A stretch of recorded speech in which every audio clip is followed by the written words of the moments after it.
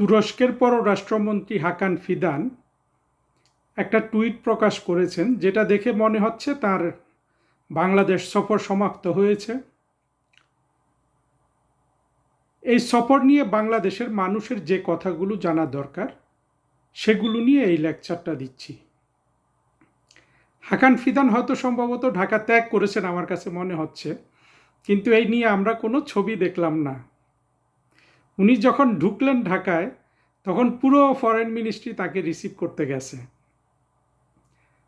এটা নিয়ে আমি একটা ফেসবুক পোস্ট দিয়েছি, তারপরে আরও অনেকে অনেক কথা বলেছে। আমার সেই ফেসবুক পোস্টে এসে জামাতের এবং জুলাই জঙ্গি এবং কিছু বিএনপির ছেলে মেয়ে এসে গালি দিয়েছে, নানান ধরনের টিটকারি মেরেছে আওয়ামী লীগের সাথে ভারতের সম্পর্ক নিয়ে। তা আমি সবার উদ্দেশ্যে একটা কথা আসলে এখানে বলতে চাই। দেখো, তোমরা যারা টিটকারি মারলে তারা তো কি জন্য টিটকারিটা মারলে? আন্তর্জাতিক কূটনীতি এবং আন্তর্জাতিক সম্পর্ক এবং বিশ্ব ইতিহাস,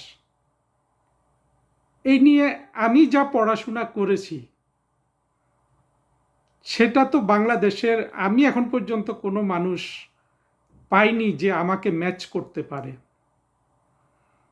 এবং তোমরা যাকে বাধ্য হয়ে কিংবা আগ্রহ ভরে পররাষ্ট্রমন্ত্রী বানিয়েছ, সেই খলিল রজার, সে তো আমার পড়াশোনার ধারে কাছে নাই। তো তোমরা এই তথ্যগুলো জেনে আমি যে কথাটা বললাম এখন, এইটার প্রমাণ আমার কাছ থেকে চাও, আমি দিতে পারি। এই আমি যে লেকচারগুলো ইউটিউবে দেই সেখানে আমি আমতা আমতা করি, আমার গলার জোর কম, এইটা দিয়ে আমাকে তোমরা বিচার করো না। হ্যাঁ, ফলে আমার ফেসবুক পোস্ট বলো, ইউটিউবের ভিডিও বলো, টিটকারি মারার ক্ষেত্রে আগে আমি এই পর্যন্ত যতটুকু যোগ্যতা অর্জন করেছি সেটার কথা একটু ভেবে নিও আর কি। যা হোক, এই ভিজিটে আমরা কি দেখলাম? আমরা দেখলাম জুলাই জঙ্গিরা খুব আহ্লাদের সাথে এই হাকান ফিদানের সাথে কথা বলেছে, ছবি তুলেছে। আমি অন্তত কমপক্ষে দুটা ছবি তাদেরকে পোস্ট করতে দেখলাম, একটা নাসির উদ্দিন পাটোয়ারিকে আর একটা নাহিদ ইসলামকে। হাকান ফিদান ফরেন মিনিস্টারের সাথে বৈঠক করেছেন, ফরেন মিনিস্টারের সাথে সাংবাদিক সম্মেলন যেটাকে বলে প্রেস কনফারেন্স করেছেন। এই প্রেস কনফারেন্সটাও কিন্তু অনলাইনে অ্যাভেলেবল না। অদ্ভুত লাগলো যে প্রেস কনফারেন্স তো অনলাইনে অ্যাভেলেবেল করার জন্যই বর্তমানে করা হয়, অন্তত ইউটিউবে সেটা পাওয়া যাওয়ার কথা, আমি পেলাম না। ফলে খলিল সাহেব আর হাকান ফিদানের বডি ল্যাঙ্গুয়েজটা দেখার আমার যে আগ্রহটা ছিল সেটা পূরণ হলো না। হাকান ফিদান বাংলাদেশ সফরকালে নিতাই রায় চৌধুরী সংস্কৃতি মন্ত্রীর সাথে একটা MOU সই করেছেন সাংস্কৃতিক সম্পদ সংরক্ষণের উপর। এই ধরনের MOU এগ্রিমেন্ট বাংলাদেশ প্রচুর সই করে, এগুলা করে একটা ভিজিট চললে, কোনো একটা বিদেশি অতিথি আসলে অনেক কিছু হয়েছে এগুলা দেখানোর জন্য। এটার আসলে কোনো গুরুত্ব নাই। ধরেন এই যে MOUটা সই করলো, এটার রেজাল্টটা কি জানেন? এটার রেজাল্ট হলো কিছুদিন পরে নিতাই রায় চৌধুরীর মন্ত্রণালয় থেকে 10 জন, 20 জন, 50 জন কর্মচারীর একটা লিস্ট তৈরি করবে, করে তুরস্কের দূতাবাসে একটা চিঠি পাঠাবে ফরেন মিনিস্ট্রি হয়ে, যে ওই MOUর আন্ডারে আমাদেরকে তুরস্কে নিয়ে যাও, আমরা এইসব জিনিস জানি না, কিভাবে এটা করতে হয় ওটা করতে হয়, আমরা তোমাদের এটা দেখে আসি। স্বাভাবিক এই ধরনের চিঠি পাঠালে যে দেশে পাঠানো হয় তারা যদি একটু ধনী হয় তারা এটা রক্ষা করে, আর এই লোকগুলা ভিজিট করে আসে। আর তুরস্ক ভিজিট তো অনেক বাংলাদেশিদের কাছে একটা মনে করেন যে অত্যন্ত কাঙ্ক্ষিত একটা জিনিস। এই ভিজিট করে আসার পরে আবার যদি তুরস্কের ওইখান থেকে একটা চিঠি দেয় যে এবার আমাদেরকে তোমাদের ওইখানে নিয়ে গিয়ে কিছু দেখাও, দেখবেন যে এইটা আর 2-3-4 বছর আর এটা করা হয় না। কারণ হলো এদের টাকা নাই, বাজেট নাই, আবার এই কাজগুলা যে করতে হলে যে অর্গানাইজেশনাল কষ্ট লাগে সেগুলা করতে চায় না। ফলে আমরা আসলে যেসব চুক্তি টুক্তি করি বিদেশিদের সাথে বেশিরভাগই অকার্যকর। এগুলো করার জন্য করা। এই সাংস্কৃতিক চুক্তির বিষয়ে প্রাসঙ্গিক একটা জিনিস আপনাদেরকে বলি। আমরা কালচারাল এক্সচেঞ্জ প্রোগ্রাম নামে একটা চুক্তি আমরা সারা পৃথিবীর অনেক দেশের সাথে এর মধ্যে করেছি। চুক্তি, এমওইউ, কোথাও এমওইউ, কোথাও এগ্রিমেন্ট, এরকম। এটা করার ফলে কি হয়েছে জানেন, আমাদের শিল্পীদের বিভিন্ন উন্নত দেশ এই প্রোগ্রামের আন্ডারে নিয়ে যায়।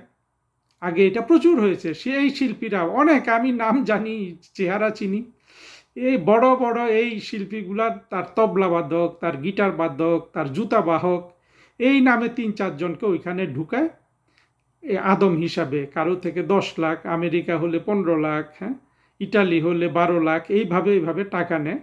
এবং এই টাকাটা সংস্কৃতি মন্ত্রণালয়ের একজন থাকে ওইখানে এগুলো ঠিক করার জন্য, জয়েন্ট সেক্রেটারি বা অ্যাডিশনাল সেক্রেটারিকে করে দেয়।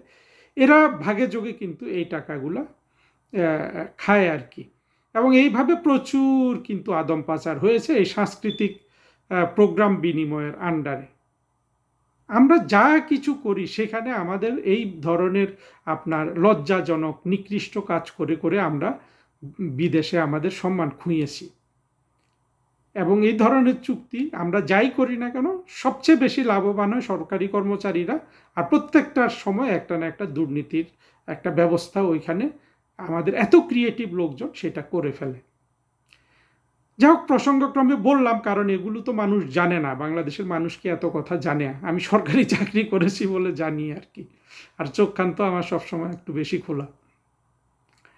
হাকান ফিদানের ভিজিটের সময় আরেকটা জিনিস হয়েছে, সেটা হলো উনি প্রধানমন্ত্রী তারেক রহমানের সাথে বৈঠক করেছেন। এইটার একটা কাগজ প্রকাশ করেছে, আমাদের ফরেন মিনিস্ট্রিতেও আছে, দেখলাম যে আবার পত্রিকায়ও এসে, আমার ধারণা বিএনপির পিএমওতেও আছে, মানে তারা এটা ফেসবুকে দিয়ে দিয়েছেন সেখানে কি আলোচনা হয়েছে। সেখানে একটা গুরুত্বপূর্ণ জিনিস মনে হতে পারে, জঙ্গিদের, বিএনপির এদের সুরক্ষার ক্ষেত্রে যে তারা তুরস্কের সাথে, তারেক রহমান বলেছেন যে তুরস্কের সাথে স্ট্র্যাটেজিক সম্পর্ক সূচনা হয়ে গেল এবং এখন থেকে 2+2 একটা বৈঠক হবে বা একটা অ্যারেঞ্জমেন্ট করবে। 2+2 মানে কি, বাংলাদেশের পররাষ্ট্রমন্ত্রী এবং প্রতিরক্ষামন্ত্রী এবং তুরস্কের পররাষ্ট্রমন্ত্রী এবং প্রতিরক্ষামন্ত্রী বছরে একবার তারা বৈঠক করবে বা 2বার। এই অ্যারেঞ্জমেন্টটাকে 2+2 বলেছে তারা। এটা আমরা ভারত আর যুক্তরাষ্ট্রের ক্ষেত্রে দেখি, প্রতি বছরই ভারতের পররাষ্ট্রমন্ত্রী আর প্রতিরক্ষামন্ত্রী যুক্তরাষ্ট্রের পররাষ্ট্রমন্ত্রী এবং প্রতিরক্ষামন্ত্রীর সাথে বসেন অল্টারনেটলি, 1 বছর ভারতে, 1 বছর যুক্তরাষ্ট্রে। শুনতে খুব আহামরি অনেক কিছু মনে হচ্ছে, কিন্তু বাস্তবে স্ট্র্যাটেজিক যে পার্টনারশিপ বলা হচ্ছে, এখানে কাজটা কি হবে জানেন? এখানে কাজটা হবে, তুরস্ক চাইবে বাংলাদেশে গোলা বারুদ, সামরিক সরঞ্জাম বিক্রি করার। আমরা কিন্তু কিছুদিন আগে ওই ইউনুসের যে একটা বাটপার ছেলে আছে আশিক, যাকে আপনার বিদেশি বিনিয়োগ আনয়নের জন্য নিয়োগ দিয়েছিল, 1 পয়সাও বিনিয়োগ না এনে এই ছেলে কিন্তু 1000 কোটি টাকা খরচ করে ফেলেছে পাবলিসিটির জন্য। এবং তাকে কিন্তু আবার তারেক রহমানও রেখে দিয়েছে। এবং এই ছেলেটাকে আমি দেখেছি, ছবি বের হয়েছিল, সে তুরস্কে গিয়ে বিভিন্ন বন্দুকের গায়ে হাত বুলিয়ে দেখছিল এগুলো বাংলাদেশ কিনবে। এগুলো আমাদের তরফ থেকে কতটা দেখেন চিন্তাহীন কাজ। বর্তমানে ধরেন 2025 সালে আমি যেটা দেখলাম, বাংলাদেশ তুরস্কের মধ্যে দ্বিপাক্ষিক বাণিজ্য হলো $900 মিলিয়ন মতো। এর মধ্যে 600 বিলিয়ন মতো বাংলাদেশ তুরস্কে রপ্তানি করে, মেইনলি কিন্তু গার্মেন্টস প্রোডাক্টস। আর তুরস্ক বাংলাদেশে $300 মিলিয়ন মেইনলি কলকবজা বিক্রি করে। এখন যদি এটা করা হয়, অর্থাৎ তুরস্কের সাথে আমাদের যে ট্রেডের যে ব্যালেন্সটা আমাদের ফেভারে, নিশ্চয়ই এটা কমে যাবে। আমরা এর আগে যেটা দেখেছিলাম যে মার্কিন যুক্তরাষ্ট্র সেই গোলামির চুক্তির মাধ্যমে কি করেছিল, যে ব্যালেন্স করার জন্য ট্রেড, 2 পক্ষের সমান ট্রেড হবে। এটা কিন্তু আবার ট্রাম্প সাহেব কিন্তু ইউনুসকে একেবারে শক্ত করে চিঠি দিয়ে বলে দিয়েছিল, যে চিঠি ট্রাম্প সাহেবের পক্ষ থেকে, অর্থাৎ মার্কিন যুক্তরাষ্ট্রের পক্ষ থেকে পাবলিক করা হয়েছিল।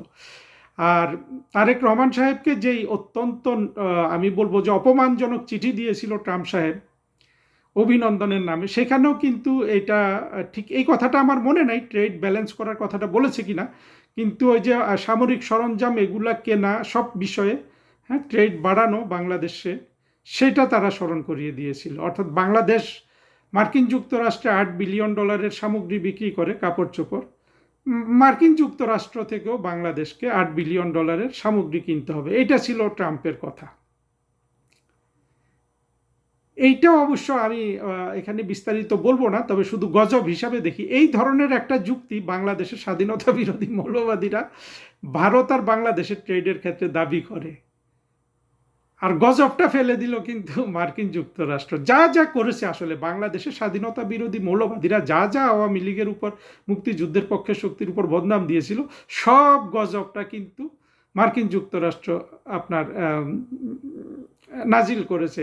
একটা হলো যে ভারতের কাছে বাংলাদেশকে বিক্রি করে দেয়া হয়, এটা ছিল ওদের অভিযোগ। ঠিক ইউনূস কিন্তু দেশটা ঠিকই মার্কিন যুক্তরাষ্ট্রের কাছে বিক্রি করে দিল। ঠিক একই রকম যে $2 বিলিয়ন, আমরা $8 বিলিয়ন সামগ্রী বিক্রি করতাম, ওরা 2 বিলিয়ন, মার্কিনিরা বাংলাদেশে $2 বিলিয়ন সামগ্রী বিক্রি করত। এখন মার্কিন যুক্তরাষ্ট্রের প্রেসিডেন্টের আবদার হলো যে $8 বিলিয়ন সামগ্রী আমাদেরকেও মার্কিন যুক্তরাষ্ট্র থেকে কিনতে হবে। চিন্তা করেন, ইউরোপেও আমাদের বাণিজ্য ভারসাম্য আমাদের ফেভারে। এখন যদি ইউরোপ এভাবে দাবি করতে থাকে, মনে হচ্ছে তার্কির দাবি না করলেও, মুখে না বললেও তার্কিরও অনুরূপ দাবি, যেটা তারেক রহমান স্ট্র্যাটেজিক সম্পর্ক বলতেছেন, অর্থাৎ টার্কি থেকে সামরিক সরঞ্জামাদি যদি বাংলাদেশ কেনে। তো এইভাবে যদি যেসব দেশের সাথে আমাদের ট্রেডগুলো আমাদের ফেভারে ছিল তাদের সাথে যদি আমরা ব্যালেন্স করি, তাহলে আমরা যদি বর্তমানে আমাদের ধরেন, এখন আমি হিসাবটা এক্সাক্ট না জানলেও আমরা ধরেন রপ্তানি করি $50 বিলিয়ন, আমরা তো এর মধ্যে অলরেডি 80-100 বিলিয়ন ডলার প্রতি বছর আমরা কিন্তু আমদানি করি। আর এই যুক্তরাষ্ট্রের সাথে, এখন টার্কির সাথে হচ্ছে, 2 দিন পরে ইউরোপের সাথে, এইভাবে যদি ট্রেডগুলো আমরা ব্যালেন্স করতে ওদের থেকে সামগ্রী কেনা শুরু করি, তাহলে আমাদের তো যদি এখন $100 আমদানি থাকে, এইটা হয়ে যাবে $130 $130 বিলিয়ন আমদানি। এই বাকি $30 বিলিয়ন কে দিবে? ফরেন কারেন্সিটা আসবে কোথা থেকে? তারেক রহমানের সরকার কি এগুলো বোঝে? তাদের আসলে অর্থমন্ত্রী বা তাদের কথাবার্তা থেকে আমরা কিন্তু এগুলো বুঝতে পারি না। কিছুক্ষণ আগে আমি একটু অহংকার করেছি যে খলিলের থেকে আমি তো লেখাপড়া বেশি করেছি, যেটা সত্য। আপনারা জেনুইন যে কোনো পরীক্ষা নিতে পারেন। এই যে পড়াশোনা চিন্তা ভাবনাবিহীন তারেক রহমান একটা সরকার চালাচ্ছেন, এইভাবে চালিয়ে উনি কত দূর নিতে পারবেন? আমি এর আগে একটা লেকচারে বলেছিলাম যে আসলে তারেক রহমান এতটাই দিশাহারা হয়ে গেছেন, উনি বাংলাদেশের মানুষের কাছে সুরক্ষা চাইতে গিয়ে লজ্জা পেয়ে উনি এই দেশগুলো একে একে ধর্ণা দিচ্ছেন। কখনো আমেরিকার কাছে, কখনো তুরস্কের কাছে, কখনো চীনের কাছে, কখনো পাকিস্তানের কাছে, হ্যাঁ, কখনো ভারতের কাছে। উনি ওনার এবং ওনার নিজের দলের সুরক্ষার জন্য এদের কাছে ধর্ণা দিচ্ছেন, এবং উনি আসলে ইউনূসের কাছেও সুরক্ষার জন্য ধর্ণা দিচ্ছেন, এবং খলিলের কাছেও। খলিলকে কিন্তু আপনারা দেখেছেন একসময় রিজভী, এটা নিয়ে প্রচুর কথাবার্তা হয়েছে, আমার বলার কিছু নাই। রিজভী সাহেব, সালাউদ্দিন সাহেব তো বলেছিল যে খলিল এসে দেশ বিক্রি করতে, করিডোর বিক্রি করতে, তাকে আপনি এখনই, হ্যাঁ, খলিল তো বিদেশি নাগরিক, তখনও ছিল, এখনও আছে, এখনই আপনি তাকে আপনার কি বলে, হ্যাঁ, ন্যাশনাল সিকিউরিটি অ্যাডভাইজার এর পদ থেকে তাকে আপনি বরখাস্ত করে দিন, এটা কিন্তু বিএনপি বলেছিল। পরে সেই বিএনপি কিন্তু খলিলকে আবার পররাষ্ট্রমন্ত্রী বানিয়েছে। বোঝা যায় না এখানে আসলে বিএনপি সরকার কতটা অগোছালো, কতটা আপনার এরা কতটা মানে ট্রানজ্যাকশনাল হয়ে যাচ্ছে। সরকারে বসছে সুরক্ষার কথা চিন্তা করে, এখন সরকার চালাচ্ছে সুরক্ষার কথা চিন্তা করে। তাদের 3 মাস 4 মাস চলে গেল, আমরা কিন্তু একটা জিনিস দেখি নাই তারেক রহমানের সরকারের, যেটা সত্যিকার অর্থে এই সরকারটাকে সুরক্ষা দিতে পারে। সেটা হলো বাংলাদেশের অর্থনীতির ভিত্তি মজবুত করার জন্য তারা কি করছেন, বাংলাদেশের রাজনীতি সঠিক করার জন্য কি করছেন না, সেই দিকে কিন্তু তারেক রহমানের সরকারের। আর সবচেয়ে বড় কথা হলো, মানে গভীর চিন্তা করার লোকজন তো আমরা মুক্তিযুদ্ধের ধারার মধ্যেই পাই না, যেখানে সত্যিকারে পড়াশোনা করে মানুষ হওয়ার সুযোগ আছে আমাদের সর্বজনীন আদর্শের কারণে। বিএনপির বা মুক্তিযুদ্ধ বিরোধী যে ব্লকটা বাংলাদেশে, ওদের তো সেই সুযোগটাই নেই। কারণ কোনো মানুষ, শিক্ষিত মানুষ, এটা আপনারা যেভাবে নিন আপনাদের হজম করতে কষ্ট হবে। প্রকৃত আলোকিত শিক্ষিত মানুষ কখনো বাংলাদেশের মুক্তিযুদ্ধ বিরোধী যে ধারাটা আছে, যেটা মূলত আপনি যে চেহারাটা আপনি 24-এর জঙ্গি কোয়ালিশনের মধ্যে পাবেন। 24-এর জঙ্গি কোয়ালিশনে কারা ছিল? হেফাজত ছিল, জামাত ছিল, বিএনপি ছিল, তাই তো? এখানে কিন্তু প্রকৃত শিক্ষিত মানুষ হওয়ারই সুযোগ নাই। প্রকৃত শিক্ষিত মানুষ হতে হলে আপনাকে প্রথমে একটা উদার ধারণা, বিশ্বাস পোষণ করতে হবে, যার কিন্তু স্পেস কিন্তু বাংলাদেশের মুক্তিযুদ্ধ বিরোধী অংশে নাই। অনুরূপ খলিল, খলিল যদি কোনো শিক্ষিত মানুষ হয়, মনে করেন তো একটা শিক্ষিত মানুষের প্রথমে কি হয়? আত্মমর্যাদা গ্রো করে না? সত্যিকার আলোকিত শিক্ষিত মানুষের সবচেয়ে বড় যে জিনিসটা গ্রো করে সেটা হলো আপনার আত্মমর্যাদা। কোনো আত্মমর্যাদা সম্পন্ন মানুষ কি খলিল যেভাবে আপনার ঢুকেছিল সরকারের মধ্যে, খলিলকে ঢুকিয়েছিল কিন্তু পিনাকি, আবার খলিল যেহেতু পাকা লোক, পিনাকিকে আবার আউট করে দিছে তার অ্যান্টেনা থেকে ইউনুসের ওইখানে। তারপরে আবার সে ফরেন মিনিস্টার হয়ে গেল। সবাই জানে, বাংলাদেশের সব মানুষ জানে যে আমরা সবাই অসহায় এখন খলিলের কাছে, কারণ খলিল 24-এর জঙ্গি কোয়ালিশনের অংশ হয়েছে, মার্কিন যুক্তরাষ্ট্রের নাগরিক এবং প্রতিনিধি হিসাবে, এমনকি তারেক রহমানের সরকারেও কিন্তু সে জায়গা করে নিয়েছে। এটা কোনোদিন কোনো আলোকিত শিক্ষিত মানুষের পক্ষে সম্ভব নয়। এটা অনেক আপনার তথ্য সমৃদ্ধ মানুষের হতে হয়, পক্ষে সম্ভব হতে পারে। খলিলরা কি নিয়ে লেখাপড়া করে? খলিলরা দেখবেন ওরা যদি একটু সময় পায় ওরা নিউজ পেপার পড়ে, ইকোনমিস্ট পড়ে, টাইম পড়ে, এই ধরনের আন্তর্জাতিক ম্যাগাজিনগুলো পড়ে, এই হলো ওদের পড়াশোনা। আর যদি ওরা কখনো পিএইচডি করে থাকে, কখনো ওরা ঢাকা বিশ্ববিদ্যালয়ে খলিল অর্থনীতি পড়েছে, তখন সে অর্থনীতি অনেক পড়েছে, ক্লাসে ফার্স্ট হয়েছে, এগুলো ঠিক আছে। কিন্তু পরবর্তী জীবনে দেখবেন খলিলদের আর কোনো মানসিক বিকাশ নাই, মানসিক বলতে মানবিক বিকাশটা নাই। ওদের আছে আসলে আপনার চাতুর্যের পথে বড় হওয়া। এই জন্য দেখবেন যে খলিল একটা বড় চাটুকারও বটে।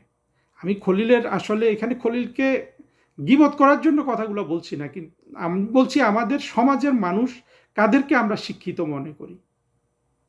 একটা মানুষকেও দেখা যায় না সত্যিকারের বইপত্র পড়ে আপনার তৃতীয় চোখটা খুলতে। এটা কিন্তু আমরা খুব কম মানুষের মধ্যে দেখি। নাই তা না, যারা আছে সমাজে তাদের মধ্যে, অর্থাৎ পাবলিক ডোমেইনে যারা আসে, পাবলিক ফিগার হিসাবে যারা বক্তৃতা দেয়, যারা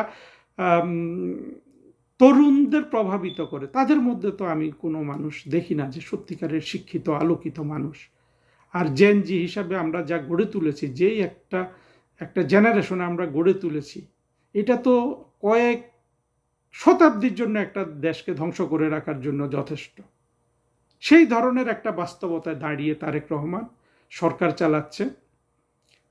এবং তুরস্কের সাথে যে এঙ্গেজমেন্ট আমরা তারেকের এবং জঙ্গিদের পক্ষ থেকে আগ্রহ করে দেখছি, তুরস্ক এখানে খুবই আনন্দ পাচ্ছে। কারণ হলো তুরস্ককে কিন্তু সেই জামাতের যুদ্ধাপরাধীদের বিচারের সময় থেকে তারা কিন্তু তুরস্কের সাথে খুব দৃঢ় একটা এঙ্গেজমেন্টে আছে, এবং তুরস্ককে তারা সেই দিক থেকে প্রভাবিত করছে। এবং তুরস্ক মনে হচ্ছে কমিটেড এই জুলাই জঙ্গিদের সুরক্ষা দেওয়ার জন্য। এরা যখন পালাবে শেষ পর্যন্ত এটাই হবে যে এরা তুরস্কের পাসপোর্ট নিয়ে বা বাংলাদেশে যেভাবে হোক এটা তুরস্কে চলে যাবে। আমরা কিন্তু মাহমুদুর রহমানকেও তুরস্কে পালিয়ে যেতে দেখেছিলাম।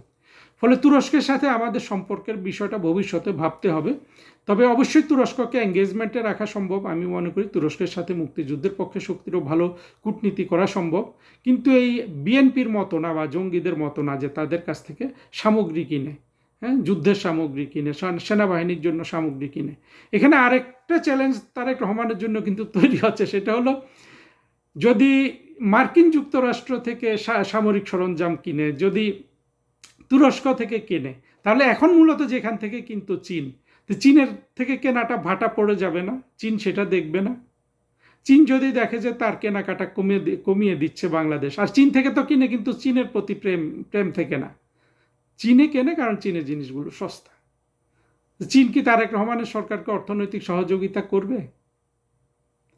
আর চীনের অর্থনৈতিক সহযোগিতা চাইলে তো তারেক রহমানকে এই দিকটা কম্প্রোমাইজ করতে হবে। এইসব যদি আপনি চিন্তা করেন, দেখবেন তারেক রহমানের সরকার আসলে অত্যন্ত নাজুক একটা পরিস্থিতিতে আছে, এবং সেই নাজুক পরিস্থিতি থেকে তোলার জন্য যেই ধরনের পররাষ্ট্রমন্ত্রী, পররাষ্ট্র সচিব, পররাষ্ট্র মন্ত্রণালয় দরকার, সেটা তো বাংলাদেশে নাই। এখন যারা আছে এদের দ্বারা শুধু ট্রানজ্যাকশনাল জিনিসটা করা সম্ভব, যে এই মুহূর্তে তুমি আমাকে বাঁচাও, আমি তোমাকে এটা দিচ্ছি, এই মুহূর্তে তুমি আমাকে বাঁচাও, আমি তোমাকে এটা দিচ্ছি। এই করে তারেক রহমানের সরকার কতদিন বেঁচে থাকে, কত দূর যেতে পারে, সেটা দেখতে আমাদের বেশি সময় অপেক্ষা করতে হবে না।